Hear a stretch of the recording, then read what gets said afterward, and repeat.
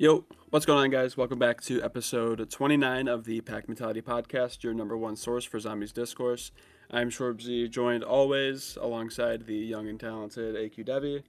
And with the release of the finale map for BO7, Rex Infernus, we have a lot to talk about. Um, as of the time of this recording, it's been out for like 4 days. So, quest has been found, all that stuff. Me and Devi have attempted it both together and separately. I've been able to complete it by a hair, basically, with me beating it. But Debbie hasn't been able to find the same amount of luck as me. But we were going over game plan strategy before the pod, so hopefully his next run he'll get it. But yeah, Debbie, how do you feel about Rex and Furnace as a whole, and then we'll get into some of the more specifics about it. Right on.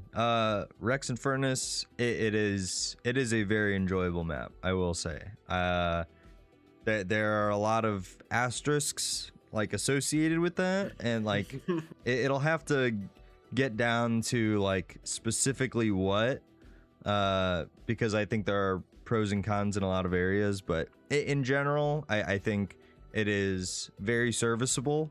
And yeah, that's all I can say to be extremely vague, and just like to encompass Rex Infernus, it is a strong map and it is serviceable in my opinion. But what do you think in vague terms, I guess? Yeah, I guess the Spark Notes version is I'm very happy with the map. I absolutely adore it. We'll get into more of the specifics as we go here, but yeah, overall with the map, I had very high expectations for it, and they were met. I wouldn't say but it is good seeing that they were met. So, yeah, very happy with it. Is there a direction you wanted to go with to start off, like atmosphere, Easter egg, anything like that? Yeah, I guess. So it's tricky because I've not played this map other than like my very first run, other than to complete the Easter egg. So I don't know at all how it like functions in high rounds, or how it necessarily feels like just passing the rounds. But I can sort of estimate at least some of that. Maybe we'll start with just here, like map layout and flow, if that's okay with you. Yeah, for sure. So a lot of people were talking about that this is sort of a spiritual successor to something like 9, and I definitely see that in there with the Shadowsmith temples, obviously, and it is a sort of smaller size, which again makes it feel like 9 in a sort of way. But I like that each of the different temples are like vastly different than one another. And I do like the outskirts outside of like the forge and the temples, to kind of shortcut between temples without having to go back towards the center. Yeah, I like it's sort of an environmental hazard on those outskirts as well. Like there are many places in this map where you can just fall right out of the map, and thankfully like Treyarch isn't too brutal on you. I think it just like takes half of whatever health you have. Yep. So obviously if you do it a lot over, like I think it never kills you, but it just you can never die. Yeah. It just chunks you down more and more and puts you in more danger. And I think that's fine, and it goes hand in hand with the grapple hook and how you utilize that. But yeah, in general, I think the map itself just flows pretty well. And thankfully there are some training spots in some of the temples. That was a sort of worry that I had, is I said like certain looks that we had of them, that they looked maybe too empty, and I don't necessarily feel that now. Like some of the temples do have like holes in them, like Nixara, for example, like you can fall through even just within the temple. And I think it's balanced well with the amount of space, but also the amount of danger. But that's my 2 cents on just general like getting around the map and how it feels. Yeah. Yeah, I think you hit the nail on the head. It's very like nine pilled. Easily the most, I guess, like chaos-esque map that we've gotten since like chaos itself. Yeah. You have the four places of power with the Shadowsmith heads on them and everything. And to your point, I really love the outskirts like connections where you're going from rock to rock. Obviously, the Void Claw / Void Talon is super fun to use to get around. Very fun for navigating it. We were talking basically for the entirety of BO7 how it's really hard to make an equipment or like a tactical that's like preferred to a Casimir, and I think there's situations obviously between one and the other, but dude, yeah, ripping the the Void Talon around the map is a ton of fun. And yeah, I love those outskirts area. I think I, I think they just made it really fun to navigate the map. It's kind of, I've heard people say it feels like big and small at the same time, which I guess you could look at it either way. When they find a way to make a big map easy to navigate, like Ashes, for instance, I think that's a big positive. And I think obviously it's not to the same scale as Ashes, but they do a similar thing, but with like a little bit of a spin on it with Rex. So yeah, I would agree. I think map flow, and just like the general layout of it is pretty cool. What about the atmosphere? How do you feel about like, I guess, taking away like not looking as much as like map flow and just the general atmosphere of it? That's a great question. Obviously like the temples are very stylized, and I do like that. As for anything that's not like sort of within those temples or any like secret areas or anything, it is a very like dark gray sort of map. But I like Origins was a very similar map, and I love the atmosphere of Origins. Yeah. So I can't give it like I can't take points just because it's sort of gray, because as I said, one of my favorite atmospheres is something like Origins, just very gritty. Obviously it rains every so often, and I do enjoy it. It's hard to make something so like muted in color still feel like visually interesting, and I can't put my finger on why it is necessarily, but to me it just is. Like it works. I think it's sort of the vibe we were kind of expecting as when we were assuming that the sort of shot we got at the end of Astra would be the final map or something like that. I think they do definitely. They're not a perfect one-to-one. I don't think it's identical. I think maybe the skybox in the reference image that we were seeing was a little more interesting than what we got here, but in general, I do love the atmosphere. The house is okay. I wish we got a little bit more out of the house. I mean that gets into more than just atmosphere, but as for like the main map itself, I think it works, and it's nice because as it's like so muted and like there's not a lot going on, it's juxtaposed very well with the actual POIs of the temples looking as they do. Yeah, I agree. Definitely could have done more with the house. There's like some cool stuff. There's side eggs and stuff going on in the house, but yeah, they just didn't. I guess make it as interesting as I think you and I were hoping. Also, a side thing: are we able to go back to the house more than once? Like, do we know of? I remember checking back my last game. I didn't see like the ball there again. So like the ball doesn't like respawn for you to shoot, to my knowledge at least. I don't know. So to be honest. Okay. Yeah, it is strange that we can only revisit the house one time. I do love that it's like an exfil thing, and you can like, like the first time me and my buddy John tried it, we just like left, like we exfilled like out of the game. Yeah. So, yeah, that was sick. But back to I guess like atmosphere, I agree. So it is a generally like kind of gray like dungy feel, but I would say that like allows the temples themselves to pop more, as well as Yep. the center area with Pack-a-Punch with those rings going around. It just like it is this like dungy, and like I still like it. I like the like dungy grayish kind of atmosphere that it has going on, and then it allows the temples and like that central courtyard area to really shine and like feel distinct from the rest of the map. So, and then the temples from one another obviously feel very different. You have the like the ice theme going on with Dravakars, and that's super different from like Nyxara's and then Vaetherion and Calthera. So yeah, I think they did a really good job in making the places of power feel very different from one another. You brought up the grapple, obviously, and talking about map flow. I don't think we got it at all with, because we were trying to figure out how its usage would work, whether it was like permanent or you got so many uses, and I don't think we expected it to be on a timer. Of all of our guesses, I don't think we did. So how do you feel about that? Because that whole conversation came about in talking about how it's balanced. How do you feel like its actual implementation is balanced?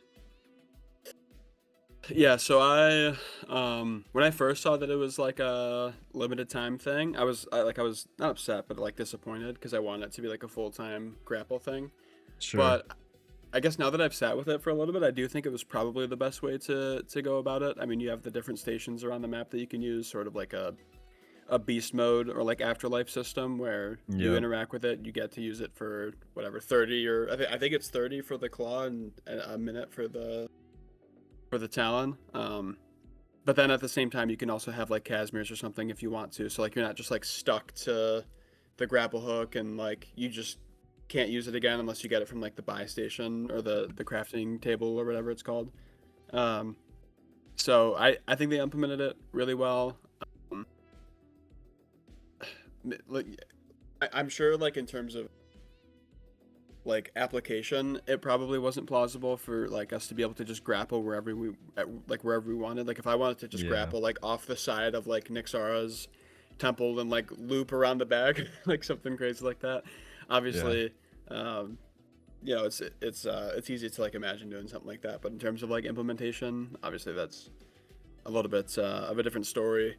So would have been nice if we could do stuff like that, but I do get that they didn't like want to allow that. I feel like that just opens a can of worms of headaches and like glitches and stuff that they don't want to deal with. But I will say they do allow the player to have a good amount of freedom going from place to place. Like you don't have to just stick within like the pathways of the map. Like you can go out of bounds a little bit. Yeah.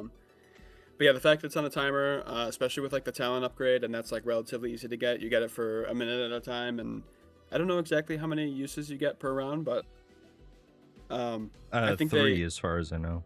It's 3. Okay, is that the talon and the claw? You get 3 each. Not each. No, it's you get 3 grapple uses per round, whether you grab the talon or the regular claw. Okay. But no, I think they did a really good job with it. Yeah, if like that's probably the best balance objectively. As much as I would love to have an infinite grapple hook that I could just Spider-Man my way around the map.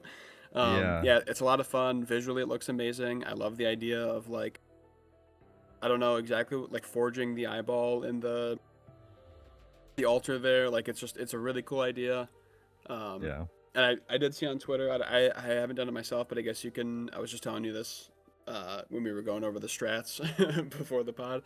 How you can grapple the eyeball back out of the altar and then take it into the boss fight with you and use it there. Spoilers, I guess, if you guys haven't seen the boss fight or anything. Just spoilers in general, by the way. Probably should have prefaced the episode with that. But if you're watching this episode, you probably know what's going on. But yeah, just love the theme of it. Love the visuals. It's super cool. I couldn't be happier. I think it's a great.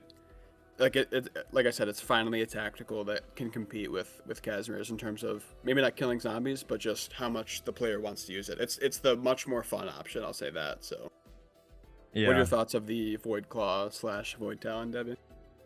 No, I think you nailed it. I felt the same thing as you right when I got it. I saw that it was like ticking down. I was like, oh man, like what a shame. But you brought up a good point I didn't even think about, which is that like if you have Casimirs on you already, like. It's nice that it's temporary because you don't automatically just lose all of those or whatever equipment that you're carrying. That is a that is a very nice thing. Yeah, and there is a shocking amount of freedom with the grapple. I guess they sort of balanced it that way with like, you know, like you'll just fall off the map if you're being dumb about it, and like Yeah, we won't yeah, kill you, but in fact one of the steps requires it. So yeah. yeah, I think overall, as you said too, like it's as good as it possibly could have been. Better than like limited uses like by number, because there are a lot of times where I'll totally misclick and it doesn't go where I want it to go and all that. So that would be kind of a shame. I don't know what we landed on of like what we thought it was ultimately going to be, but it wasn't this. But honestly, this is better. Yeah, yeah, I agree. Yeah. In general, they did good with the grapple. I'm happy about it. Yeah, yeah, they crush it. I think we said something along the lines of like similar to like free run, where we get like it's like a timed thing. I feel like that's maybe what we landed on. Yes, that is right. As in like a cooldown, which this is like Yeah. the inverse of that. Right. So Yeah, like you get it for 30 seconds, but you could just go yeah, crazy with it in that period of time. And like having the 3 uses in a round, like unless you just feel like, you know, being a lunatic and like Spider-Maning your way all across the arena, like, or the map forever, like you really don't need to use more than like the 3 uses for the round. Like Easter egg stuff slash like just pulling in the orbs if you want like extra salvage. Like it's like I think they really balanced it like probably as well as they could have. yeah. If we had it permanently, like it, because of how much you utilize it in the egg, like that would have been too much. So Yeah.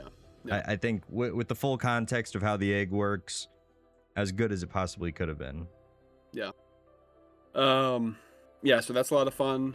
Do you wish like do you think in terms of like going back to the house, do you think that we should have like a permanent way of getting back there? Or do you think that they did it well with just letting us get back there once and then we kind of chill on the main Uh, map for the rest of it?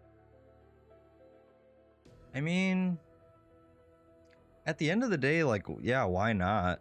Like, it's not like it's a like overpowered place to be.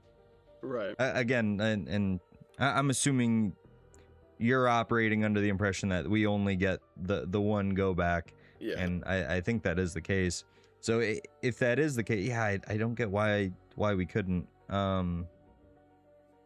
It is weird. I just wanted a basement. I wanted to see that teleporter. Yeah. Yeah, me too. Like quick revives there as well. So is Yeah. Tractor saying like if you don't get quick revive on like one of your first 2 goes, then you just don't get it until you get a TED task or something? I feel like we just got to be wrong, right? Yeah, Like we probably just don't know how to get back there. Because I know like Decal, he's doing like the round 999 thing right now. He's at like 600 plus or something, and I think the strat, at least that he's doing, is that he's in the house. So really. yeah, I guess the house is the strat, and like even though it's not as like there's not as much going on as I would like. There is some cool stuff like the piano. Yeah. I like the fact that you start in the separate rooms upstairs. I think that was a cool touch. Yeah. We haven't seen that since Dead of the Night, I don't think. Love the portrait that we shoot to get I think it's like you can get a bunch of different stuff, and there is a max ammo that you can get from that. Which, fun fact, you can shoot that from the courtyard. Like do you know of the max ammo location that I'm talking about? I don't. So there's like, do you know the portrait? Anything about that? Yeah. Okay, yeah, the one next to the phone. So it's basically like you can see that through a window. Like if you just have like an ELO on or something, you really can't. You're kind of just firing into the window and like hoping that you get it. But yeah, you can shoot that from the courtyard, which I thought I was pleasantly surprised when I did that at like midnight last night. And I was like, oh, sweet. I guess because I was trying to get the max ammo for Casimir's before the boss fight. But yeah, so you're talking about shooting the painting in the house? Yeah, you can shoot that, like the one that falls Whoa. off the wall, and there's a max ammo tucked in there, so you can. Oh, yeah. I'm thinking of the one that like just flips back and forth next to the phone. Like you open it and sometimes you get stuff, sometimes you don't. Yeah, it's that one. Yeah. Okay. Yeah. Interesting. Yeah, and there's also like a max ammo like free drop or whatever in there, so Yeah, you can Oh, if you're precise, which like I think it was intentional. I think they made it so you could, from a certain angle, you could see it from the courtyard there. But that is neat. yeah, it was pretty cool. Like actually figuring out that I could do that. But yeah, a lot of time spent on a painting in the house. Anything else you wanted to talk about regarding like the house or the atmosphere before we move on to the next topic? I mean, I do like that it's called Her House, and Yeah. I I'm gonna jump a little ahead of myself here with the ending cutscene. So again, spoilers, but we got no like talk about Sam or anything like that at all. So it's Yeah. weird that they keep alluding to stuff with her, but we just didn't get any of that. And I'm wondering, that might be a Black Ops 8 or whatever it's gonna be called. But yeah, the Her House bit like had me in shambles on the first time I saw it. I thought that was the coolest thing. But no, yeah. I mean, I don't know how the piano egg works. I would assume you do the same song as Paradox. Apparently not. I guess that's not the like I think people tried that code and it didn't work. Yeah, I'm not sure if Apparently, anybody's like found out what you need to do. well, apparently, like people, as far as I understand, like someone put something in and got something, but you're still able to like interact with it and put something else in. So it may be like a Rushmore situation. Who knows? Ooh, that'd be pretty cool. Yeah, if it had like multiple codes or like functions or whatever that you could type in. Yeah, that'd be sweet. Which points even more to the fact we got to be able to get there more than once per game. Yeah. Yeah, it could be like common knowledge too, and we just haven't heard Yeah. about it. But No, for sure. yeah, no, the house is great. I will say, like, just when you teleport back, I love that it's like, it says like try to escape or something, and it just sends you right back to the house. Also, obviously, thematically makes sense that like when we exfil from the other maps, we go to the house. I think it was just really cool touch that they Oh. had that instead of just like a portal that you like interact with to go back there or something. I did not even like pick up on the like connection there. Of the exfil, isn't it sick? That is cool. And the exfil actual screen is like the combination of the house and the twins, Yeah. because that's where they are like during the map. So interesting. It's weird that we can even exfil. Like, are we just like going back to the house until we Like- want to play like- again? I'm trying to right. think of it like fourth wall sort of. Right, just like hide in the house until like like just hide from the warden or something. Yeah. Yeah, it is like actually exfilling on the map is definitely yeah, it would have been cool if there was like something else. Like when you exfilled, if you just went, I don't know, obviously they would have to like program a whole other thing, but yeah, it would be cool if we went somewhere else besides the house. Yeah. Or like Um, sort of like the like secret rooms on Totenreich. Like maybe we could access Ooh. other areas by doing other things. yeah, that'd be sweet. Yeah, where do you want to take it next? Easter egg, wonder weapon, anything like that? Mm. Yeah, I guess we'll just go to Wonder Weapon and talk about it just in the context of how it plays. Again, haven't really used it for like high rounds. Like on my first boss fight, I think I was like round 48 or something. So I do have like some experience with it, but in general, it's pretty damn good. I think it does a ton of damage, which is phenomenal. I think its obvious weakness is its ammo economy. It's just not there, especially because I'm someone that does non-independent. I forget what it's called, like paired shooting. So I'm always double firing, so I run out really quick.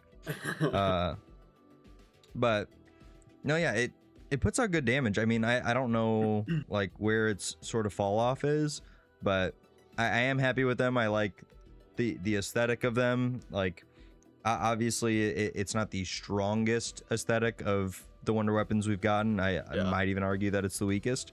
But I like the lore that it is the wardens and we're sort of taking them for ourselves to use against him.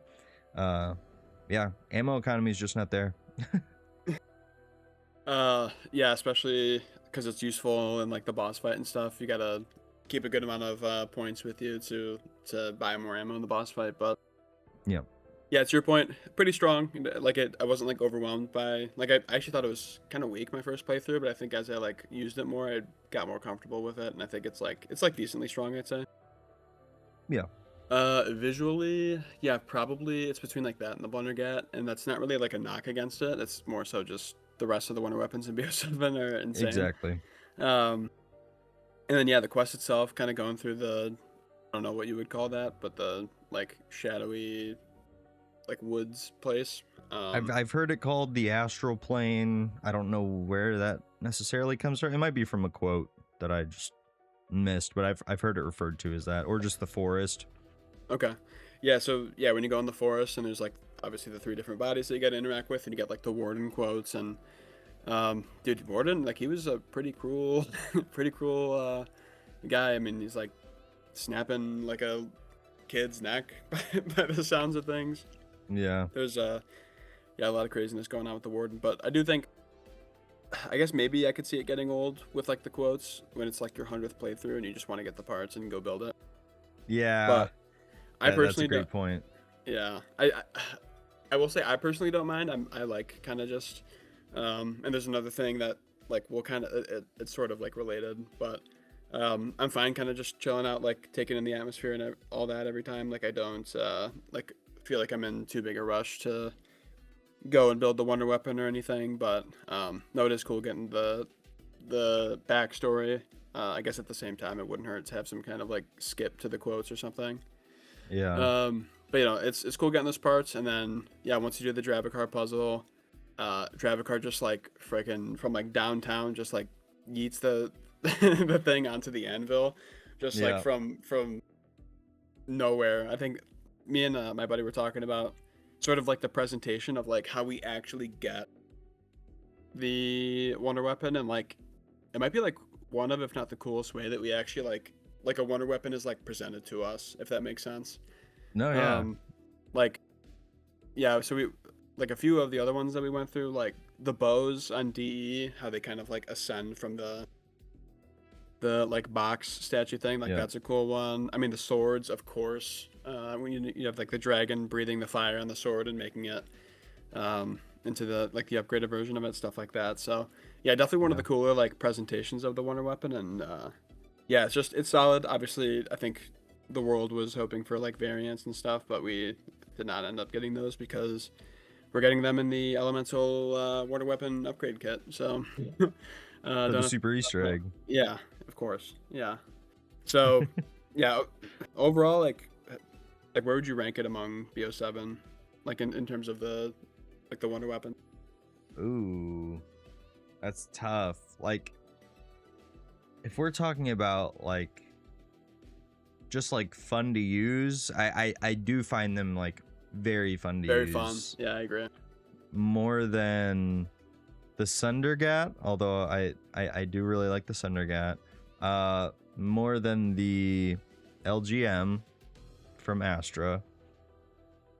I don't know if it goes above anything else though. I mean, I think it's better in terms of just like how you use it than like the Hand of Dravacar, for example, on Ashes, just because you're not having to sort of like shoot them and then do this. Like, it's very plain and simple semi-auto, or you just hold down for a moment to get the cyclones. But yeah, Jotun Star, that's kind of in a spot on its own because it is a melee weapon with a little bit of range at the end of the day. Nothing touches the Neko though. I think I would put it above the LGM, the Sundergat, and the Jotun Star. I don't know about higher than that though, but what about you? Yeah, no, I think that's fair. I'd say it's probably like in the middle. Yeah, just right in the middle, which again isn't like a knock. It's in a game with wonder weapons that I love from start to finish. Super fun to use. Visually, probably on the lower end. Quest itself isn't like much to speak about. Presentation's amazing. I love the fact that it has like, it's kind of like a like the arrows kind of like track, like they'll like bend if you like shoot it to the right of a zombie, they'll like Mm, bend in to hit the zombie, which I think is really cool. yeah. And then yeah, just like the tornado effect. Obviously, elementals would have easily made it my favorite in the game, but it's besides the point. Can't I guess put the toothpaste back in the tube, right? Yeah, yeah. Um, so yeah, I think it's a pretty solid wonder weapon. To your point, it's a lot more fun than I thought it was gonna be. I was kind of in the dumps a little bit when I first saw that it was gonna be dual wield crossbows, but yeah, I think they, in terms of the wonder weapon, they definitely exceeded my expectations because I wasn't like overly enthused about them to begin with. Yeah, I'd say because I mentioned I was a little more optimistic about them than you were. I'd say it like met expectations enough. For sure. It like if it had more ammo, I could even put it higher. But just because like the Neko does even that more damage and has so much ammo Way more. to it, Yeah. like Yeah. there's no way it's going above that. But Plus, it's a cat. plus, it's a damn cat, bro. Um. What about the implementation of the web mothers and the death spinners? How do you feel about them now that we've actually gotten the chance to experience them and all that? Yeah. Shoot. Shout out Shelly. We appreciate you. I don't know if it picked up. I don't know if it picked up on it or not. It was definitely a weaker voice crack, but we'll shout out Shelly anyway because we Shout didn't out get to do it Shelly. last episode. Um, yeah, I mean, in terms of like implementation, like I'll sort of a separate. Like I think it would have been fun if they were like Easter egg related. If we had to, get something from the web mother, like a part. If you like took her to the trap or something and like got a piece or something. Like I think that would have been fun, but Yeah. obviously that's not the route they went towards. In terms of like actually fighting against them, I think they're pretty fun. Like there's nothing too crazy going on. I seem to be able to like delete the web mother pretty quickly with like the wonder weapon and stuff, so it's not like a massive threat like the Zursa would be. Yeah. Overall, I think they're fun, like pretty pretty scary. Honestly, I remember the first time a web mother spawned in, I was like losing my mind. I was trying to get to like the other side of the map basically because she was right on my tail. But yeah, no, I think they're fun. They're cool. They're nothing like too crazy. Have some fun abilities, but for the most part, I'm kind of just deleting them like instantly with the wonder weapon. So Yeah. yeah, what about you? Yeah. The death spinners, like obviously they start spawning in on normal rounds after your first spider round. And they're not too bad. Like they'll definitely snag you and slow you down. It is there is a slight annoyance, but I think that's like purposeful because like I do feel the bit of danger when that does happen too. So I think it is having the effect on me as intended. As for the web mothers though, like obviously I was super excited to hear that we were getting not just a special but an elite after Zursa, not counting Oscar. And I don't see it. I mean, I think you could argue there are certain specials that are maybe more of a threat than the web mother. They gotta buff its health if they want to make it like it, because it's nowhere near like Zursa. Zursa Right. is by far the most like the most dangerous Yeah. of the enemies that never went away from launch. But I do think obviously the design crazy. I like that they're able to web up certain doorways and like perk machines and stuff like that.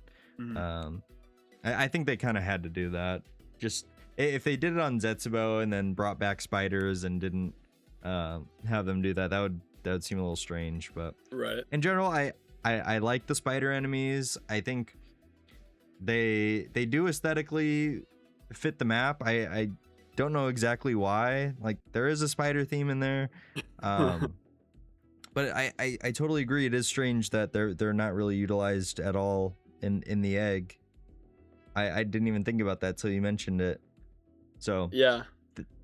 that is a change I would make, but I am happy with just how they fit on the map in general. Like it fits the Yeah. vibe, and that's good enough for me. Yeah, I totally agree. I definitely wish they had a little bit more health. To your point, like the Zersa really is the only. I guess, yeah, maybe we're just too like BO6 elite minded because all of the BO6 elites, like give or take, had roughly the same health. Like, and I think that kind of set the standard for like what we would expect to see health wise from an elite.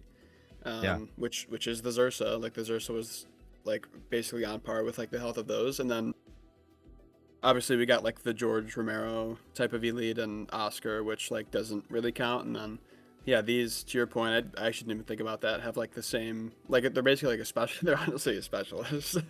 when you really think about it. Um, but yeah, I guess like visually and all that, they're really cool and fit in with the map. Yeah, for sure.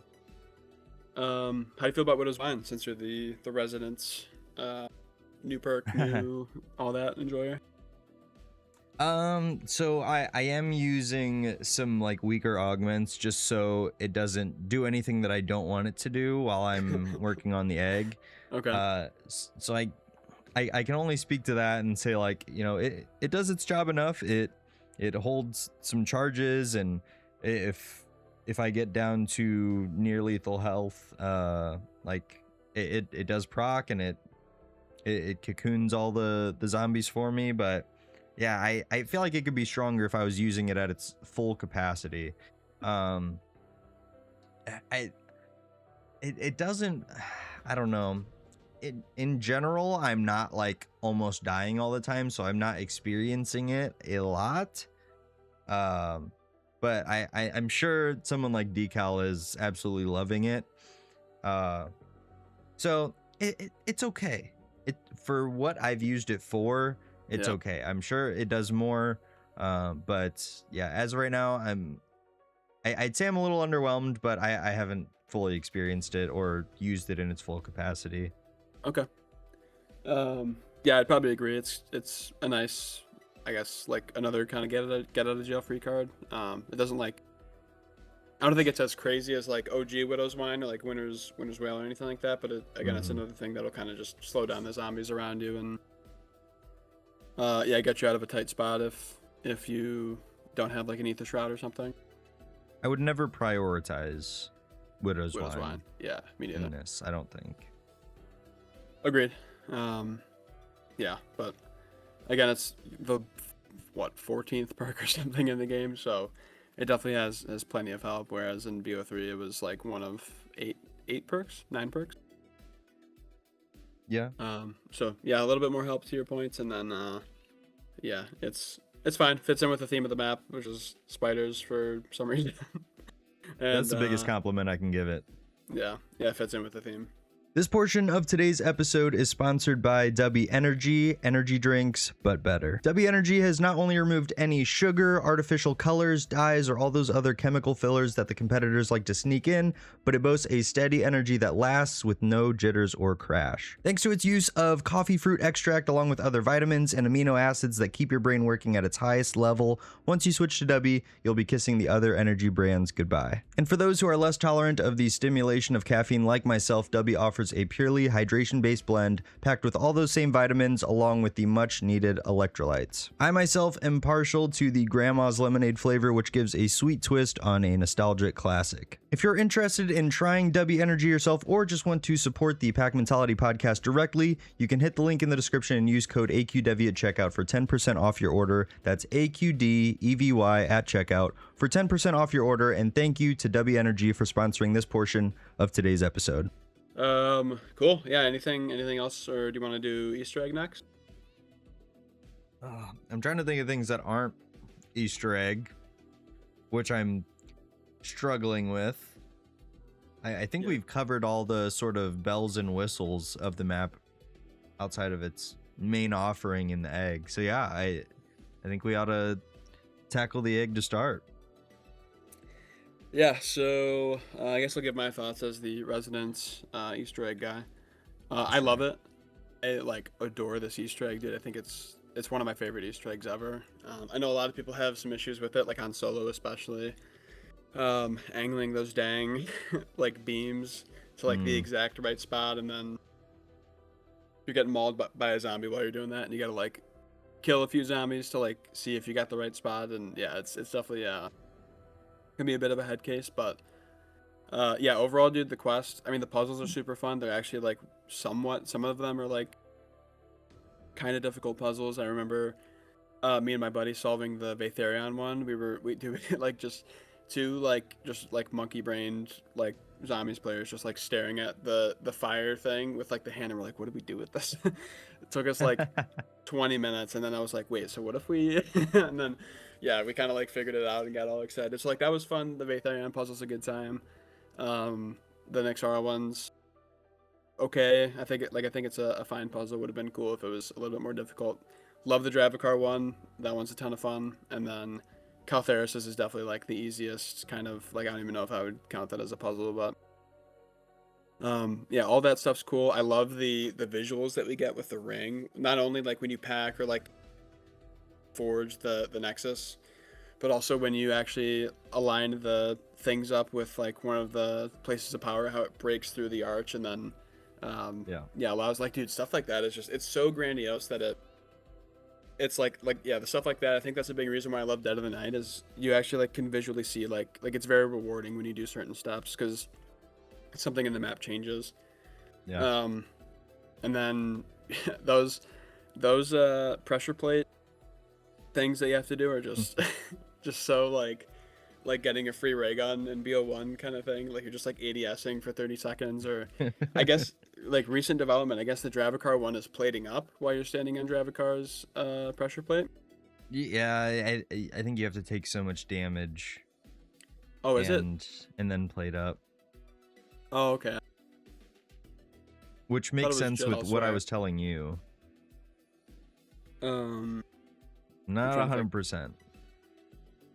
Trying to remember what you were telling me. Oh, to like prone and get kills with the wonder weapon. The pack was telling me to just shoot like charged wonder weapon shots at it, like from wherever in the room, and okay. I mean that's early quest, just things. That's what happens. But I mean, everything else is pretty self-explanatory. But yeah, Dravikar's pressure plate was giving us a tough time for sure. But those are fun. I know like people don't like those as well. They're kind of just like random, and you could argue like made to extend the Easter egg longer than like a lot of people are saying it feels like it was like artificial. Like some of the steps feel like they're designed to like artificially extend the hunt, which I'm totally okay with. Just as a side note, I'm totally cool with Treyarch making the hunt longer if they want to. Sure. Yeah, all that stuff's fun. I really do have a great time doing it. Even the pillars like in the center of the map that you have to align towards each place of power, I don't mind doing that. I know it's like kind of a slow process, but like that just gives me more time to admire the atmosphere. Like I really don't mind taking a few extra minutes to line those up. And then probably my favorite part of the whole thing is like the actual cleansing of each place of power and how each temple like changes visually. Yeah. So sick, dude.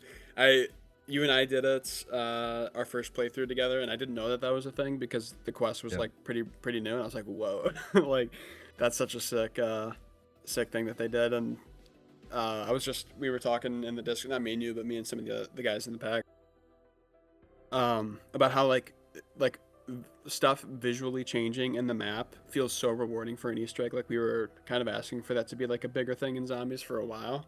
And I'd say this is probably the most like visual changes that we've gotten in a map for doing the quest, I think, ever in Zombies.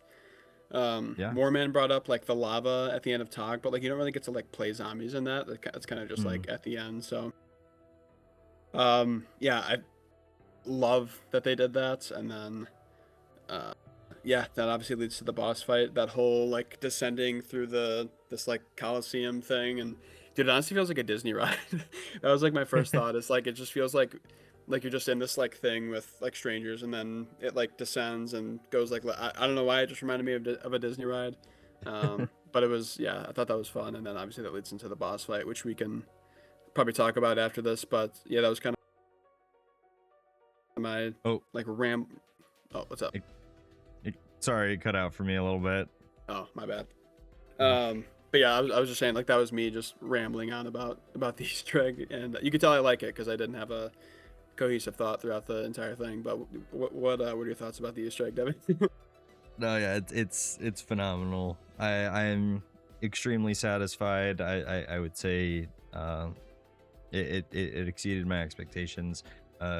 Because again, looking at like what the size of this map was apparently going to be and how it was sort of structured, I did have my reservations about how complex the egg might be, which I should have learned from Paradox, but I didn't.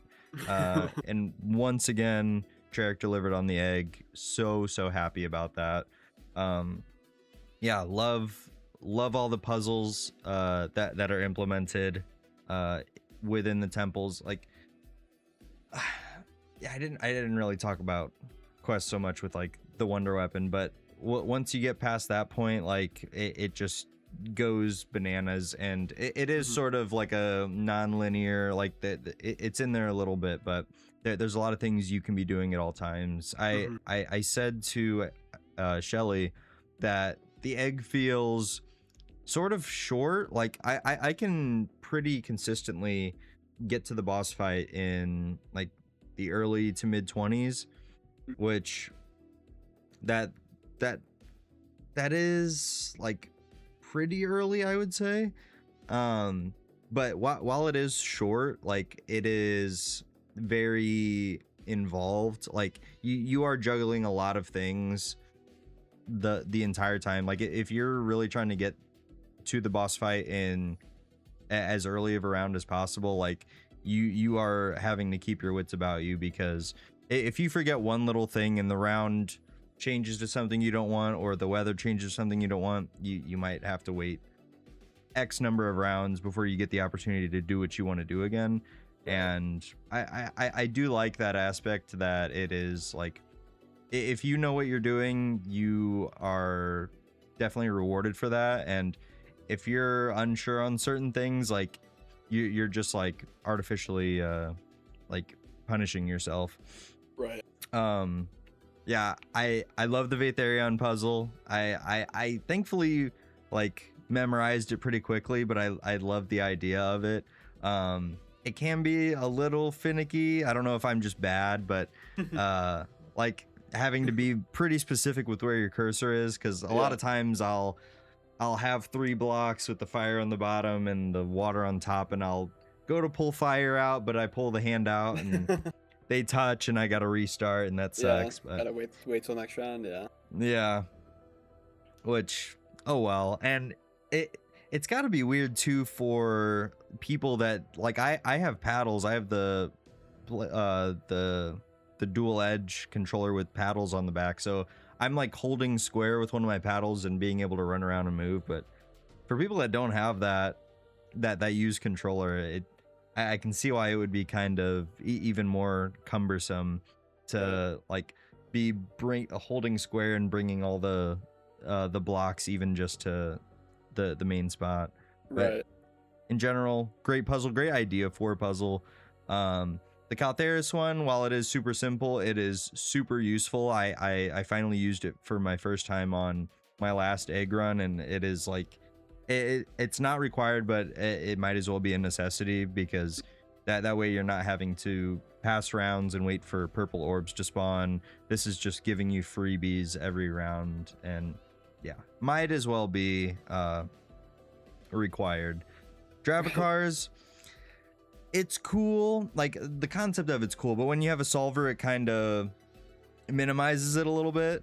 And obviously I don't have to use that, but if I'm going for the egg, I'm probably just going to use the solver. I want to be efficient when I'm doing the eggs. Fair. So Treyarch put me in a weird spot.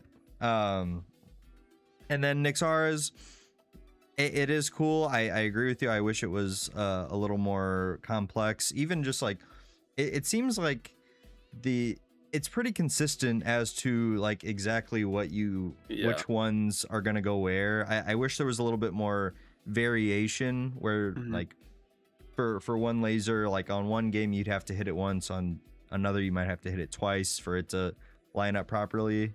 Like by the time you place the one crystal in towards the entrance, it always hits and then hits, and that the last one you have to spin.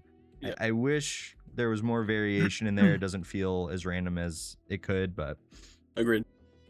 they are very cool puzzles. And obviously powering up the forge, even just doing that process is fun. I like pulling the pins on the walls and getting rid of the webbing, and then fully getting it going with all the circles and stuff.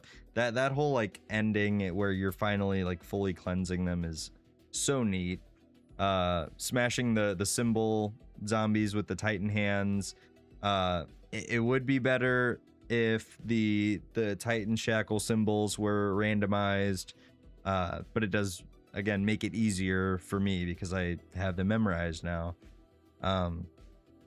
Yeah, I am extremely happy with how this turned out, and I do think it is, like, generally speaking, like a spiritual successor to 9, but it's like blown up to 1,000, and the aesthetic and the aesthetic changes that are made throughout. I love being able to visualize that, as you put it, and it just makes it all like feel like you're doing something, and makes it all feel worth it. So Yeah. huge ups on the quest. I don't know where I would rank it, like all time, for example, but definitely up there. I could almost confidently say top 5 easily. Okay. Bring up a bunch of good points. I definitely want to talk about the Titan trap a little bit. But before we do, back to the point that you made in terms of it gives you the option to sort of like maximize your efficiency with the quest by doing like the Caltheris thing. You can bring out those like purple orbs, as well as the blue like portal thing that you get from Vatharians. I think that's such a neat addition that like it gives you the option to like it makes it more in the player's control, whereas like on a map like Origins, like you have to just like wait till you get like a snow round or like a raining round to like shoot the plane out of the sky, stuff like that. So it's really cool that they gave the player the option to like, I guess like maximize those rounds as they see fit, because you need those, you need like the purple things, you need the rain quite a bit. So it's like the complaints that the community would have about Treyarch like artificially making the quest like longer because of the randomness of like the rain rounds and the purple orbs and stuff, like that was a good way of avoiding that and like rewarding the player, like you said, for knowing like more stuff about the map essentially. Yeah. And then you mentioned the Titan traps. Is the Titan trap the coolest trap in Zombies history? Dude, it's Maybe. so sick. It's so sick. It's just couple Titans, just I guess you activate the trap and he just starts slamming down. And then obviously freeing him from the shackles for the quest is a neat touch as well. If it's not the coolest ever, it's definitely like the most grandiose. Yeah, really cool trap idea. And then they'll just like activate randomly as well. Like is that random? Yeah. Is that like a pressure plate thing? Yeah, it's just kind of random. I don't know. Like I feel like it only ever happens when you're like running near it. Like I don't think I've ever seen at Caltheris' temple the Vatharion one just pounding away. So I do think it's related to how often you're kind of going past the trap area. Oh, okay. And then you mentioned the rings. I don't know what it is about the rings, man, and just that area in general. That like fascinates me. I just love the fact that it's like half of it's on the top and then half of it's on the bottom, and they kind of just like loop around. It's just like visually such a sick thing that goes on. Like obviously they're super like vibrant, bright, and again in the contrast of like an otherwise dungy kind of gray map, and it looks so sick. I was pretty enamored by that when we were seeing like the gameplay trailer, and they definitely like I guess lived up to like what I thought the area would look like. Yeah. How do you feel about the pillars? I guess the pillar step. I don't know like what it's technically called, but I know people have some complaints about that. Like, do you think it takes too long? Yeah, just in general, how do you feel about that? You're talking about like aligning the circles. Yeah, yeah, Yeah. So for that too, I use a solver again. I'm just trying to be efficient. It does take a little bit of time, like when you activate it for it to stop again, which, yeah, I mean, like speedrunners are gonna loathe that part for sure. yeah, yeah. But if there's nothing you can do about it, then everyone's on equal footing at the end of the Right, day. right. So yeah, I mean it does take a little time, but I'm pretty patient with things like that. Yeah, I mean it is like grandiose in scale, which I think I guess just makes it like I said, I know it takes a long time, but it just helps me. Like I can just like look at the atmosphere that I appreciate a ton, and like it's not a big deal, especially if I have zombie sitter just taking care of the zombie off to the side there. Yeah. Yeah, speaking of like stuff taking a long time, I think Freck just obviously we're still in like the very early parts of the map, but I think Freck has been doing like the speed run of the map, and I think he just got like sub 1 hour, which is crazy, crazy. Because like Wow. I don't think any map was like if I remember correctly, I don't think any map like started off where like an early goal was to get sub an hour. I think like for the most part, the early runs were pretty well under an hour, so it's kind of cool seeing that like some of the steps are taking longer. I mean, obviously, yeah, the pillar step to your point is like a speedrunner's worst nightmare. I can't even, did I feel like dude Freck's head has to like explode when he's doing like the wonder weapon like part collecting where you just have to sit Yep. there and like listen to the dialogue. Every speedrunner just has to do like jumping jacks while they're waiting for that to get some kind of energy out. But yeah, overall, love the quest. Very grandiose. There's a lot of cool stuff going on. The beam angling step obviously is not a fan favorite. I personally like it. It's the kind of stuff that you would see in like BO4, and those are some of my favorite quests. So yeah, overall the Easter egg gets a big thumbs up for me. Yeah. I'm glad you brought up the mirror stuff, because I want to see how that gets like optimized in speed runs. And it's interesting you say that like sub 1 hour is the goal, like, because as I said, to me it feels short. But if you're saying it's like the longest, like that might just be a matter of like time's flying because I'm having fun sort of thing. Right. That is surprising to me. And like I could be wrong, to be fair. Like I just don't remember seeing. Like I think Freck himself said that like it's a pretty lengthy egg. There is a lot Yeah. of just like there's a lot of like slow moving parts going on that I think Sure. adds up over time. Like in no other egg are you just sitting through like 3 minutes of dialogue or whatever it is with like the wonder weapon collecting. So Yeah. yeah, I do think it's a lot of like slow moving parts that definitely like stack on top of each other. I mean, I don't think a sub 30 is like ever possible on a map like this. Just out of dude, that I mean that would be crazy. I will say I think even though it's like a lengthier, maybe just because of the dialogue and all the stuff you have to listen to, but even though it's like a lengthier quest, I think the speedrunners are gonna have just a blast with the like talon and the claw Yeah. like zipping around and stuff. I think that was a very good idea by Treyarch including that. It just adds for more like replayability. Just Yeah. like I said, Spider-Man, webbing around the entire map. So yeah, really cool. How do you feel about the quest as a whole? Yeah, it's great. I would say it's pretty cinematic from front to back, which is all you can ask for a finale map of a zombies game. Like it might be a little slow to start, not really. I mean, like like I said, right after you get the wonder weapon and start actually like cleansing the temples and all that, it which is most of the quest, I would say. It's so damn neat. Yeah, I'm right there with you. It's a really good quest. I'm a big fan of it. 2 thumbs up. Obviously, at the end of the quest, we get the boss fight. What are your thoughts on the boss fight, Mr. Devi? As as somebody who's attempted it multiple times. Yes, I've given the boss fight 3 attempts, 2 solo and 1 with you, Shorbsy. Yeah. None successful, so that's where I'm at now.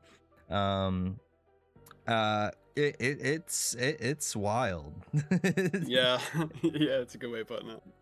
It's I wouldn't say it's like more unique than something like Vatherion, but like having the grappling hook is quite the concept. I kind of figured that we would get it like that. I think that was kind of the assumption we were having. Surprised that, again, spoilers, he like monsters out right at the beginning. I was with Shelly because Shelly asked, like, do we think it's gonna be like a normal warden and then he turns into a monster? And that's what I would have figured. But no, right off the rip, dude is a being. Scorpion mutation thing, yeah. Yeah, and the design is pretty damn sick. I am happy with that. It's the arachnid sort of theming continues into that.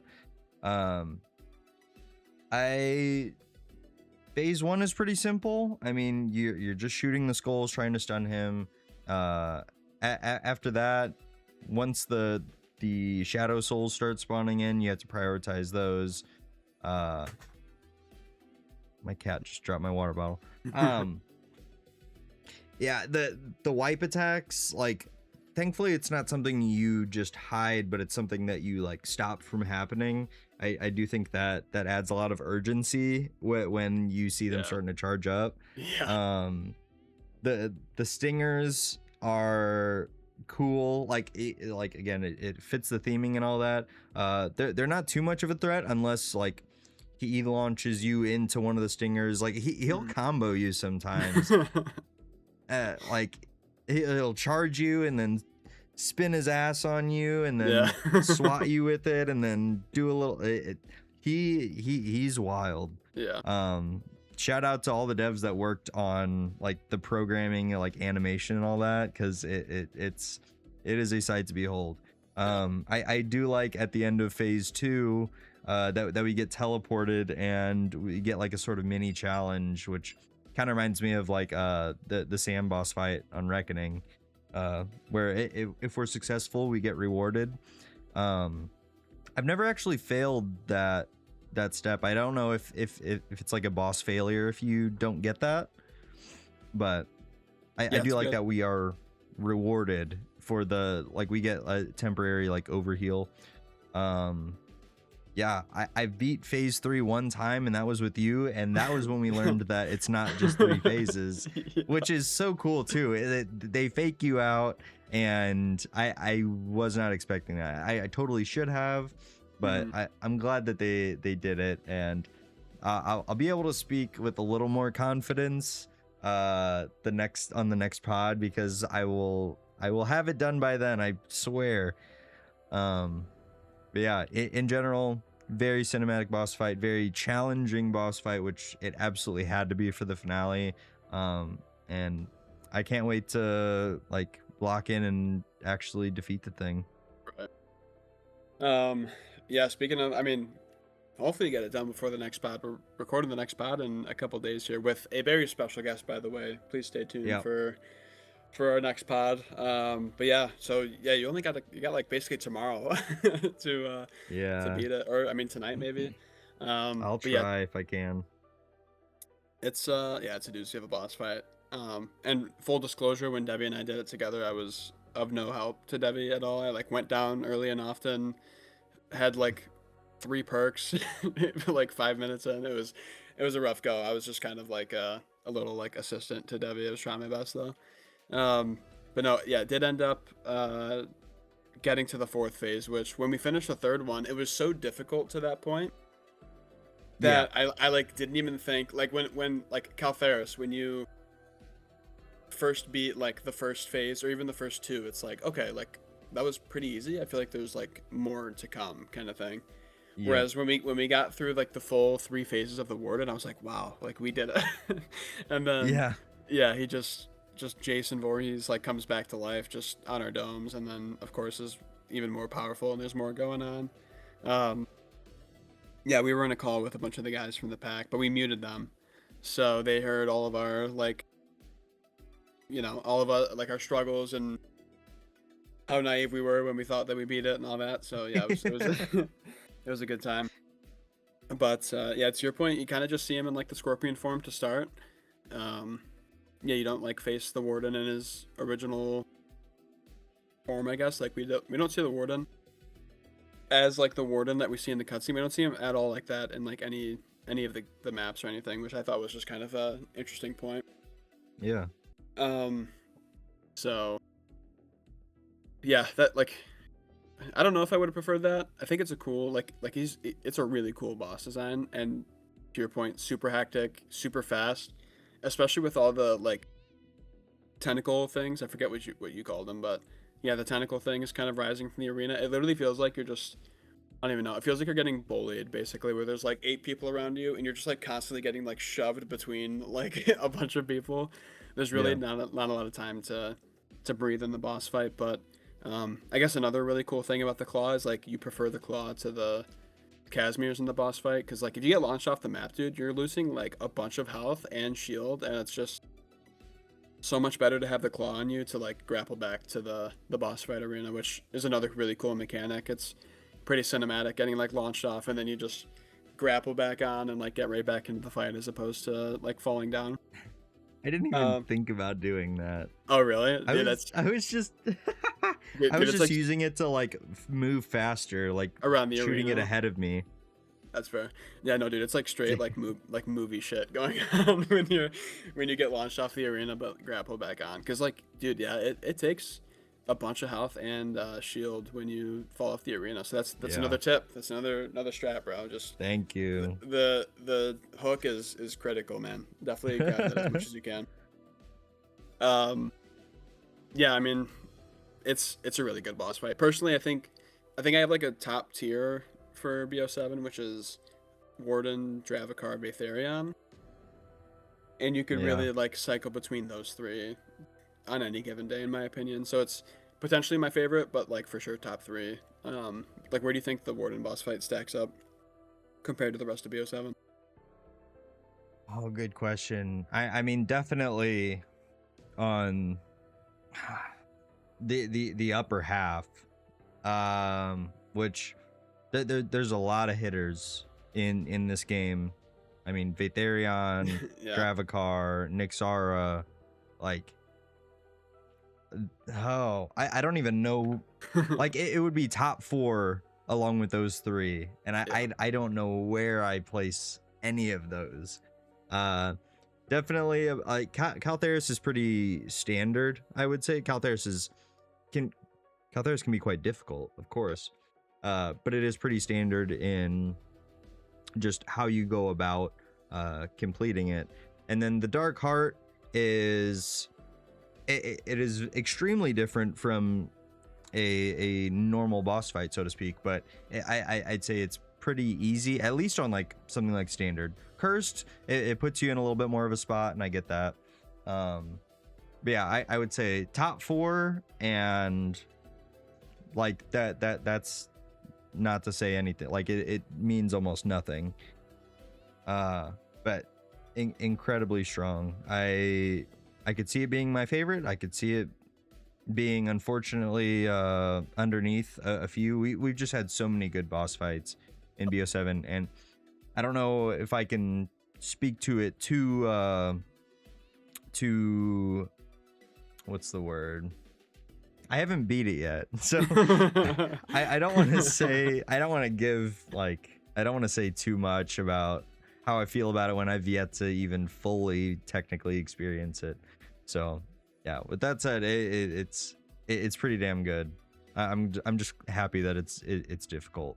Yeah, but very difficult. Still haven't beaten it on solo, so I guess that's the next endeavor for me. But I think it was you and I that were talking before how we wanted to have a wipe attack, and sure enough, dude, there is there is no other level of panic than when a boss fight has a wipe attack. It's all hands on deck, just drop literally whatever you're doing and Yeah, and start shooting those tentacle things to stop the wipe attack.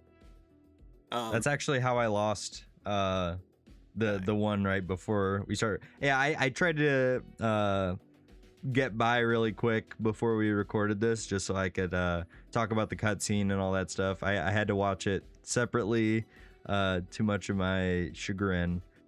But yeah, dude, it was the wipe attack. I got 2, and then I'm shooting the 3rd, and he just got in front of me, and I couldn't finish off the one to stop it. Is it so? Do you have to shoot like 3? Because like you don't have to shoot all of them. I've noticed that you don't have to shoot every single one. There's like 8 or something. Well, in solo, I think it's less, because I think it's 4.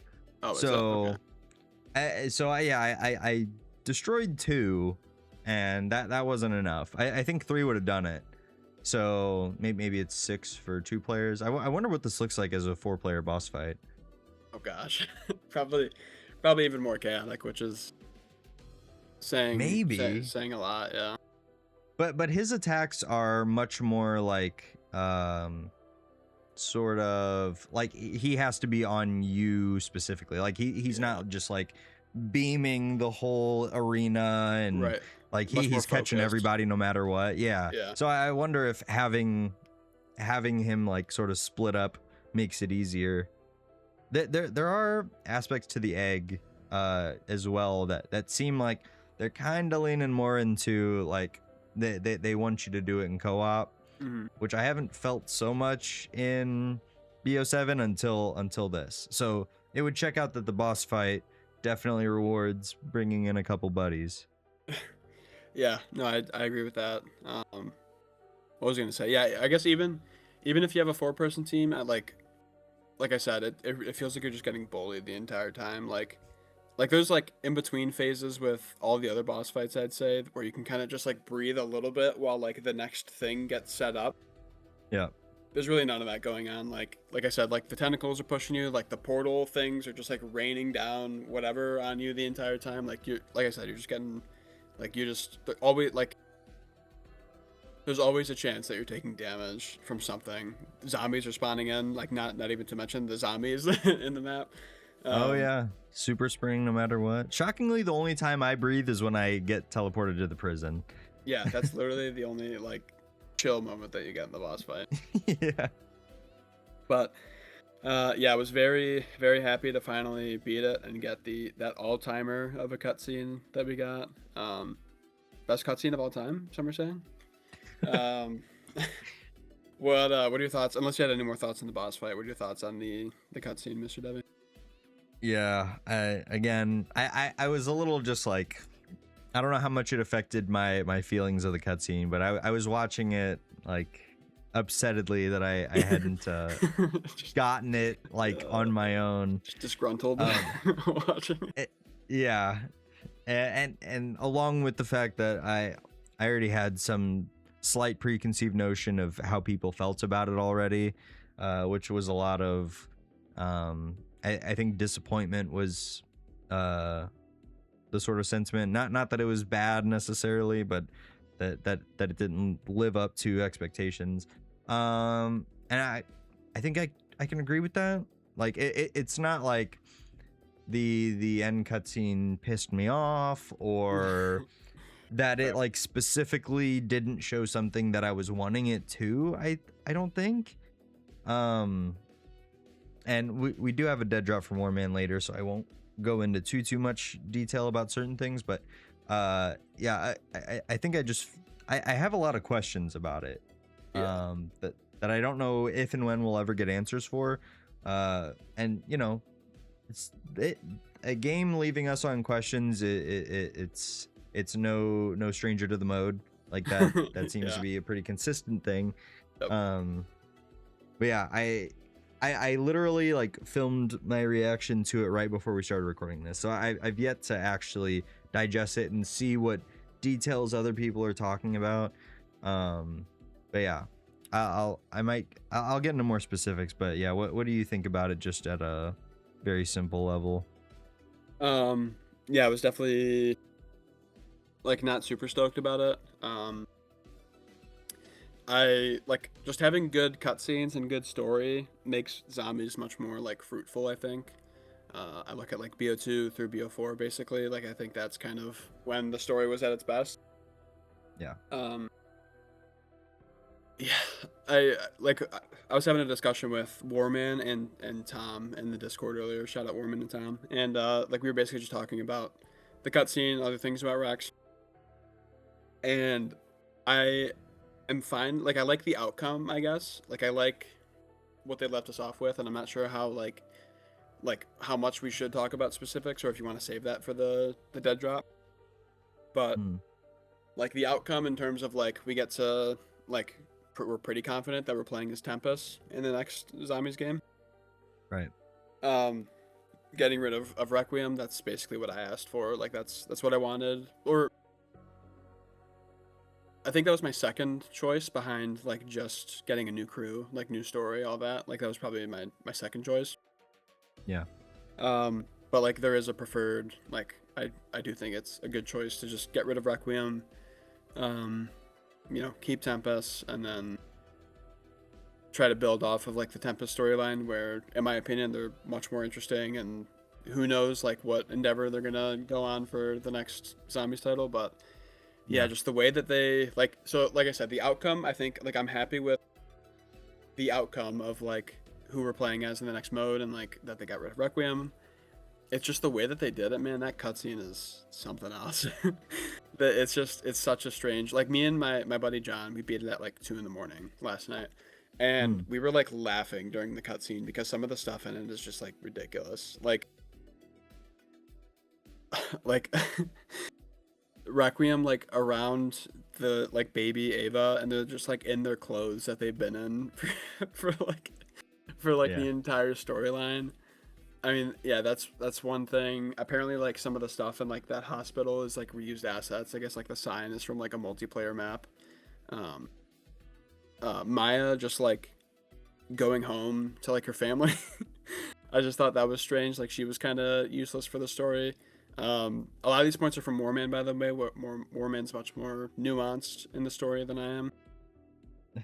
But like he basically said like Tempest didn't even like fight to try to keep them alive or anything. Like he was telling me like if you just spent like however much time fighting a war, we'll say like with your friends, and then they just told you that they were going home to like die, like you wouldn't say anything or do anything. Like you wouldn't try to like reason with them or like fight for them or anything. They just like let it happen, and then they like go on their merry way to wherever they're going next.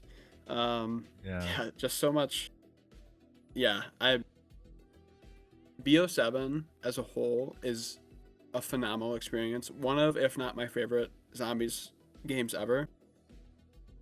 But man, they really need to level up with the cutscenes and the story for BO8, in my opinion. The visuals are incredible. There's just not like there's nothing going on, and like what is going on is just kind of like annoying because it feels so like lazy in terms of the writing. I think it was like Perka or Stanley or both. It seems like the entire like I stayed off Twitter for like the past 2 days basically until I beat it because I knew that there would be spoilers of the cutscene and all that. But I did hear that there was like a war zone basically on Twitter, and I think it's pretty justified, I would say. And yeah, a lot of the people that are much more nuanced with the story than I am seem like extremely upset about the ending of Rex, which you know we're not strangers to controversial finale maps. Sure. So maybe it's just par for the course, but yeah, just one of the cutscenes of all time, to say the least. Interesting, cause okay, like, yeah, I had a couple specifics. Like, so you said the hospital is a reused asset, which is interesting to me. Apparently, a sign in the hospital, like a shot where it's like Gray, Weaver, and Carver. Yes. I guess like the sign. Apparently, that's from like a multiplayer map. Yeah, I guess. And like it's like there's a thing on the sign that is like sort of out of. It's like out of place. I'd have to pull it up. I think that might. It says "Wake up." Yeah, it says "Wake up." Yeah, and yeah, I think that's from a multiplayer map, which is just like unless that was a cool Easter egg to include in the cutscene that was like lore filled, that would be really cool. But I don't think it is. So I think that's problematic. That sign is on Paranoia, I'm realizing. I didn't even put that together because in my head, like it was maybe intentional that they had a like it says wake up, so like there might be, and I said in my reaction there might be more than meets the eye to what we're seeing, that it may not be so simple. Okay. But I mean, that was not. Yes, it is still possible. Like, it would be strange if they just plopped it on and said, "Yeah, we know it says wake up," and that's like super like, but we're using it for a hospital scene. So what else are we gonna do? That Right. would be a very bizarre choice. Yeah. So I hope it's not that. I hope like it sort of fit. It still fit in with something that's going on and there are questions that we asked. So yeah, now I'm kind of conflicted. um as for Maya going home, I was asking myself, and again it was right before this, so I didn't have time to sit with it really, but how was that Nathan, and if so, how is Nathan back? Right. I I don't get one. that. I don't know either. Yeah. Like one thing that I thought of is maybe it's just my lack of understanding, but I feel like even if I was like somebody that was fighting in all those maps and boss fights and all that stuff, like how does she even know that she's able to go back to like where she like go back home? Like how does she even know that that's even like a possibility? And she just like basically pieces out and tells everybody that she's like going to do her own thing, and then like on her own like Yeah. teleports, like has the ability to do that. I don't know. It just yeah, Yeah. it was a head scratcher for sure. And then yeah, Maya was just really like useless for the plot of like she just I don't know could have been done after Citadel. She could have like exfilled on her own or something, and then let somebody else come along, or I don't know. She exfilled on her own here. I don't know how she knew how to do that. Yeah, dude, I don't know. I don't know. No, it's a great point too. Oh boy. I did like the little moment between her and Dempsey, I will say that. Okay, they got you. I know it was like brought up at the beginning of the game. I feel like they didn't do too much with it. Yeah. As much as like, I mean, I guess it was being brought up so much because people were so like fascinated and interested by it, rather than like how much the story was actually telling us about it. Yeah. But I think it was a sweet touch. Yeah, lots of after this, I'm absolutely either going to do the boss fight or look at Twitter and see what people are actually saying, because I only got a sort of general vibe of concern or disappointment, but Yeah. no specifics or anything, and so I want to know what people are actually saying about this thing. So if we say anything stupid, especially me, about this cutscene, just know I follow the story pretty well. I've even said like that I was more excited about like the story and where it would go after this map than maybe even the map itself, because I'm pretty deeply like keeping track of what's going on with the story that for all of Call of Duty Zombies. So all that to say, if we say anything stupid or I do, like I haven't been able to digest it or see what anyone else is saying, so Right. don't roast me too hard. Yeah, and then just like all those gadgets and stuff, like we did not get to see Maxis. Like there's just so much that we just did not like, and I think everybody kind of knew it was coming too. Like they weren't tying up any like loose ends. Like what did Richtofen have in his hands in like the Shattered Veil pre-boss cutscene? Like any of that, like the Sentinel artifact. Like what was the point of? Like there's so much that just like I don't know. They didn't answer a lot of questions, and I didn't follow like I basically came around during like early BO6, or like BO6 basically is when I like no, it's not even true. What am I talking about? But like during Cold War, I went back to like BO3, all that stuff. But I guess like I came back for like the live Zombies experience with BO6. But it seems like the storytelling was just much better in those like BO2, BO3, BO4, and as somebody, we've talked about movies quite a bit, and how I'm kind of a stickler with like plot holes and stuff and like unanswered questions.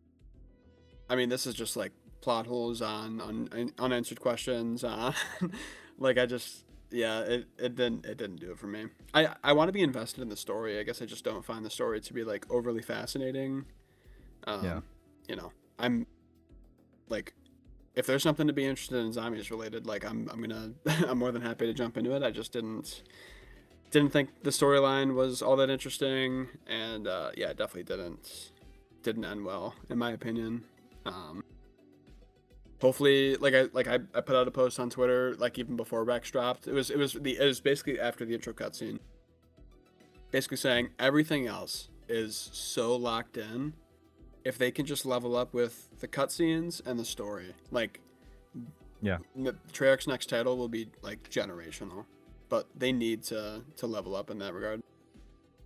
Yeah, you've been pretty critical of the cutscenes as the year has gone on with Black Ops 7 specifically. Yeah, I mean Black Ops 7 was definitely an upgrade. I would say a cut above Black Ops 6. Yeah. But it has tapered down more and more as the maps have gone on. I mean, yeah, even like the Totenreich ending, I was like, okay, fair enough. We're getting like actual new information and talking about what the Dark Aether actually is. But yeah, that for Kawakajo, that was a step down, and now this for the finale. Yeah, there is some concern. I totally agree. I think if they could really up in that department, that would be phenomenal. I am glad that we got cutscenes we got intro and outro cutscenes all actually animated, no comic book whatever. We even got some mid-game cutscenes and things like that, which is awesome. Yeah, I just hope they cook a little more on that in the kitchen for the next iteration of Treyarch Zombies. Yeah, no, I agree. I do have two follow-ups to that. One, would you prefer like the comic book style cutscenes but have the story itself be fruitful, or the sick looking like Astra cutscenes where it's just like hype moments and aura and it looks amazing but like you don't really learn a whole lot? So so you're saying like that basically the latter of what you just described is like, I guess, how you feel about BO7? For the most part, like the cutscenes, I would say all of the ending cutscenes are pretty rough. Like I don't like, I'm trying to think of all of them off the dome. I don't find any of them to be like particularly like fascinating or anything. I think a lot of the intros are actually pretty cool, but like you don't learn. Like I think we could have used one Astra Malorum intro cutscene like style thing where it's just like action craziness going on, like get hype for the map kind of thing. But it seems like in my opinion, Astra's intro cutscene is like that's like the best version of that kind of cutscene. Yeah. And then others like Kawakajo's is really uneventful in my opinion. Like Kawakajo seems like just a watered down version of Astra's cutscene basically. You could say the same thing for Totenreich, but Totenreich at least has the cool thing of like the surprise factor with like Dravikar and Tyr, as well as like the stepping it like that has a thing. I mean, Warden taking the souls, like that's an aspect of that. I guess Kawakajo specifically, I think that intro cutscene's pretty weak, but the intros are definitely much better than the ending cutscenes. But I don't know. I like BO3, BO4, like all of those intro and ending cutscenes, in my opinion, are very strong. Even if like some of the BO4 ones are like comic book style. Yeah, I feel like the intro and outro cutscenes respectively serve two totally different purposes. Yeah, like an intro cutscene, I like for it to be flashy, holy crap, like this is what we're about to like get into, and it doesn't need so much substance or anything. It just needs that pow pow, like just getting like hype going. Yeah. Whereas the ending cutscene, that's where the real storytelling needs to be. If we're just talking about the bookends of the map's cutscenes, the ending is what I think should prioritize story. So I don't know that what you posed to me is tough, especially if I'm parsing between intro and outro. Because it would be hard to have a really like it would be hard to do Astra's cutscene in comic book, but that doesn't require a lot of story, so that works. But if we're talking about like the ending cutscene, like I do really appreciate a CGI cutscene for the endings as well, because I think that there is a bit of talent that goes into even just like the motion capture and like character facial expressions to get like emotion and stuff across. Yeah. So yeah, your ultimatum is very tricky. Okay. Yeah, I'd hate to be the person to say like I'd still prefer it to be CGI, like good story and the good animation. Well, I can almost lean towards like I like the CGI because we are getting like some like character expression and it gets emotion through. But if you're saying that has to be paired with like subpar storytelling, then we don't really need the like if they're not giving any emotion, then we're not going to get it in CGI regardless. Right. So no, that's really tricky. I think at the end of the day, the story itself trumps all, no matter how we get it visually represented. But I would definitely prefer strong story and actual CGI cutscenes. Yeah, which is very doable. They just gotta sort of make ends meet in that regard. Yeah. And then I guess like the outcome of the cutscene being Requiem dies off. Tempest is the crew. How do you feel about that? I know I'm much more like Team Tempest, anti-Requiem than you are, but yeah, like how did you feel finding out about that in the cutscene? I mean, I think again we were sort of under the assumption that like obviously at some point Requiem is gonna end up where the MWZ story began, which is showing what happened to them. So it was to be expected. I mean, I couldn't have told you necessarily that it was going to be in this game. And ultimately I'm fine with it. I think Requiem served a good enough purpose. Like people had the opportunity to get attached to them over the course of Cold War, BO6 especially as the actual playable protagonists, plus Maya. Yeah, I think it was all sort of expected, and a lot of people figured it would be in BO7. I didn't necessarily figure or care when that would come.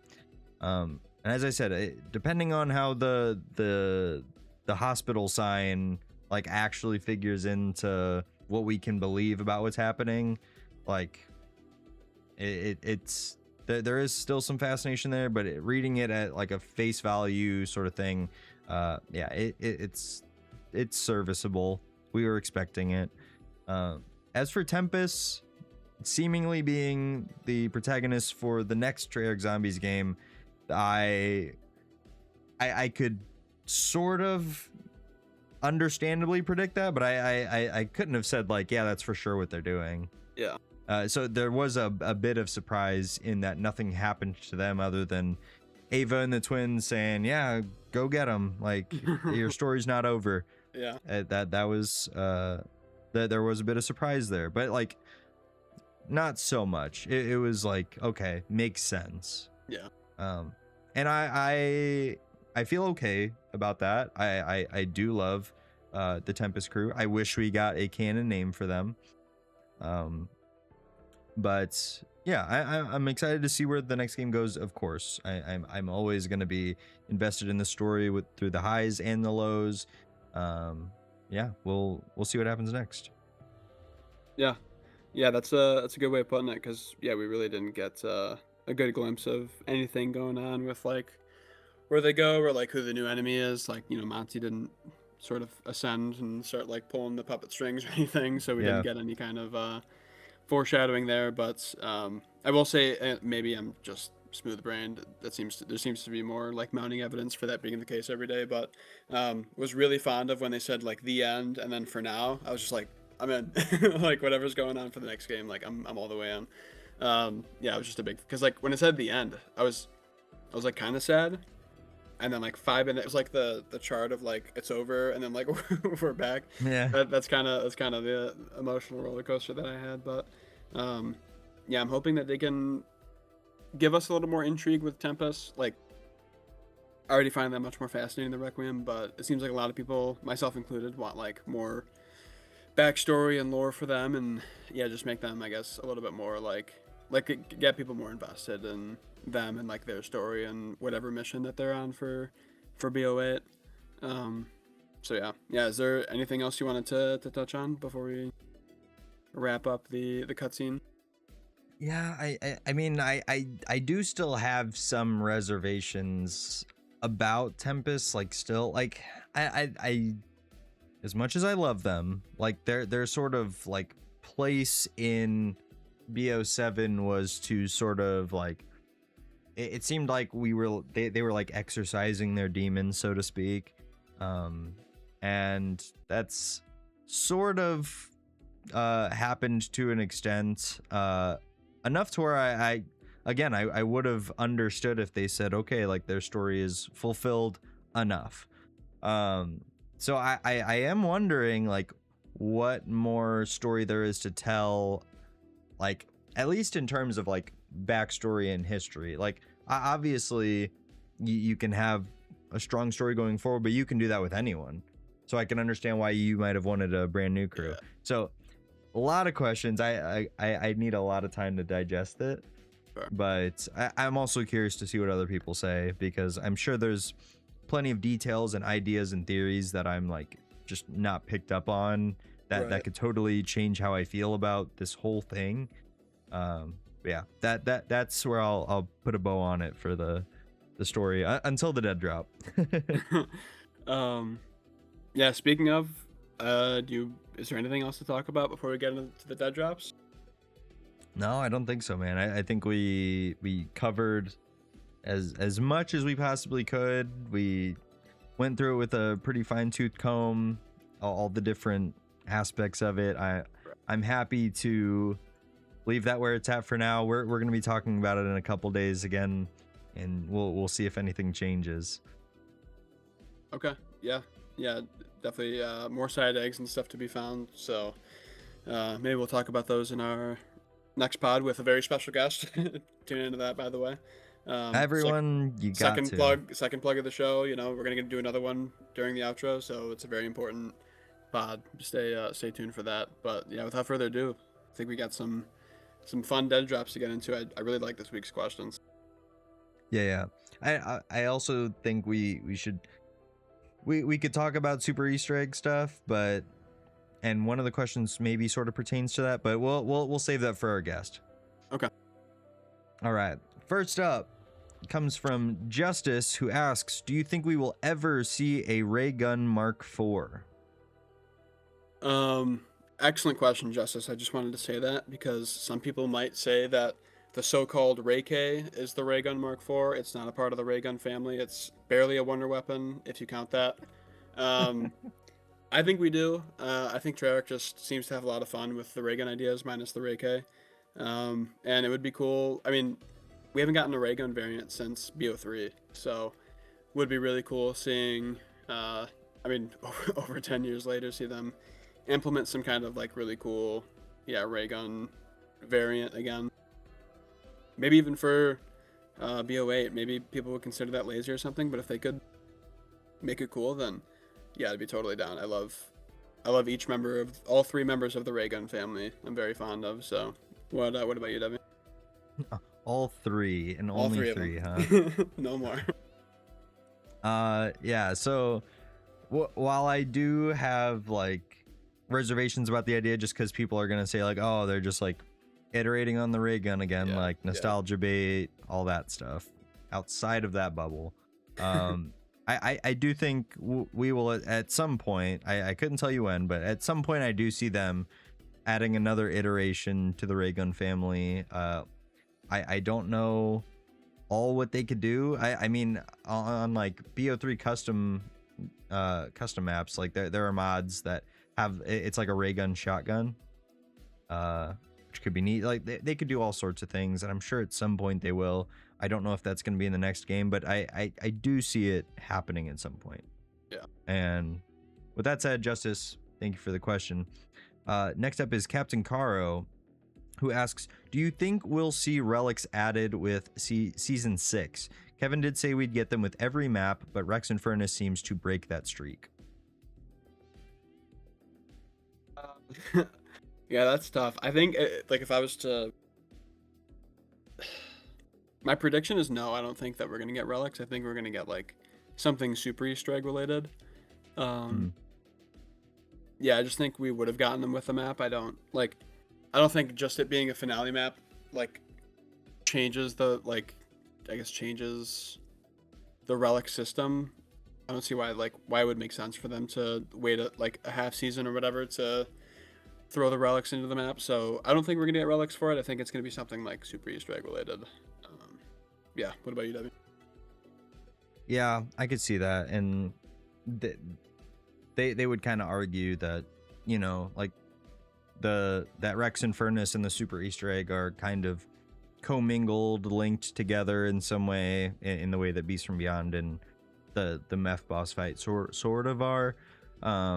So I do think we are going to get more relics. I don't know if it's going to be necessarily like just for Rex. It would be sort of strange for them to add just Rex Infernus relics after the launch and it not be tied to something like a super Easter egg. So I do expect that we will get something, but I think it'll be more under the context of a super Easter egg. No, whether there will be relics on Rex Infernus necessarily, I don't know. But I'll just, as plainly as I can say it, is I do think we will get a couple more relics, but before the end of Black Ops 7. And with that said, thank you, Captain Carr, for the question. Next up is Warman, who asks, if you made the Rex Infernus cutscene, what would you make instead of what we got? And we sort of alluded to this, and I have a pretty vague answer, but I'll let you go first, Shorbzy. That's assuming that I would change anything, Warman. I don't know why you would assume that. Real quick, shout out to Carl, who said Requiem wearing proper clothes at the hospital instead of their nasty zombies outfits, which is a good shout because that was pretty funny. You did mention that, changes in the cutscene. I think it would have been really cool if we got some kind of like perspective, like the ending origins cutscene. Like if we got some kind of like callback to Eddie and Sam like playing in the room there, but like obviously some kind of spin on it. Don't just have it be the exact same thing. But I guess the ideal answer is like everything gets tied up in a nice bow and like we're all happy and sing Kumbaya together, and then we get some cool new crew for the next game and all that stuff. But definitely tying up some loose ends. I don't think they would have been able to cover everything, but that's kind of a big ask for one ending cutscene. Seeing Maxis would have been really cool, but maybe that's a next game endeavor. Yeah, maybe some like Warden backstory, stuff like that. Just more story, honestly. It's hard to get like invested in the cutscene because there's just like kind of nothing going on. I liked Where Are We Going playing. I thought that was fun. What is it? I think somebody mentioned like, hey, if they played like We'll Meet Again. I think that would have been a funny spin. But yeah, not really anything like super specific. Just tie up more, like answer more questions, sort of pay off this journey that we've been on. Stuff like that. That's kind of my like loose, vague answer. Yeah. I'm glad you brought up Where Are We Going, because if you didn't, I was going to. Another like strange choice, like what could that mean? Well, apparently It it could. implies a cycle. So I didn't know that. I Interesting. was reading up on the the scholars of the zombies community, and yeah, played for mob, played for blood, and like those imply cycles for those maps, and then yeah, I guess it playing here, according to some people much smarter than myself, that it implies a cycle for Rex slash BO7. Sorry to cut you off. That No, you're fine. That is a much more interesting answer than what I thought it could be. Is simply just like sort of like cheekily playing it as Tempest like goes into the portal to start the Black Ops 8 experience. Like, where are we going next? Because Could be. I could see them doing that at this point. Nothing's off the table. Where are we going? Like, right? Like Kevin Drew's face just like phases in and like he like winks and then it like phases back out. I like your answer much better. And it's sort of funny that I bring that up too, because the some changes I would make, like I wish we got a little more allusion to Sam, because there has been plenty of it throughout the year, especially since Paradox with the twins and the her house stuff. So just a little more to like wet our whistle on that. And that could even come in the form of like the main thing that I was sort of wanting, which is like, this felt very like end of Black Ops 7, but I wish we got a little something into like what to look forward to. And yeah. I assume that is just down to, you know, it's not fully planned and written out yet, so I get that.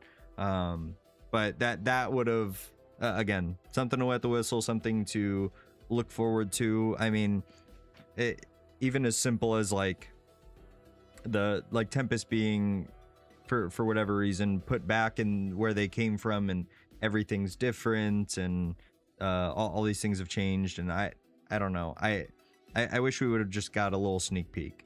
Yeah. Would be what I would do if I were to have made the cutscene myself. Yeah, no, that's a good point. I didn't even think about that, but no, I agree. It's just, it would be a lot more fun like speculating if we just got like, I don't know, like my wishful thinking would say like a glimpse of like the launch of BO8. Like that would obviously be like the crazy ideal situation, but yeah, very wishful thinking. But yeah, just something to like speculate on, because we're going to be grasping at straws for the next 2+ years here, and that would have been a nice thing to sort of, to your point, like wet the whistle and get excited about. But yeah, maybe it's for the best that we're just left kind of in the dark and see what happens in 2 years. Yeah, I mean, at the end of the day, I'd rather them spend time in the kitchen cooking up a strong story, rather than like do a skeleton and then start us with that, and then if they change their mind for the better, it would make this cutscene weird. So I do get it. It's just development stuff. Yeah. With that said, Warman, thank you. It was a fantastic question. Last but not least, Thomas P, who asks, what do you both typically do when you log on and play zombies? Do you mainly do Easter egg runs, high rounds, or challenges, calling cards, etc.? Yeah, excellent question, Tom. I'm an Easter egg guy. Just it's always Easter eggs for me. Like, there's the rare occasion where like I'll wanna like level up a gun to get like the prestige attachment or something, so I'll just load up like farm and kind of hang out there for a little bit. But like 99% of the time, I'm loading up a game to do the Easter egg and like beat the boss fight and all that stuff. So that's my thing. I know Debbie, I think, has a little bit more variety in what he likes to do than me. A little bit. I like Easter eggs and high rounds maybe from time to time, but I'm someone that just like is a grinder. I mean, like I went for the 100% very quickly, and now I'm at the point where I'm trying to get all my guns. Well, right now I'm trying to get the 400%, which I'm not too far away. But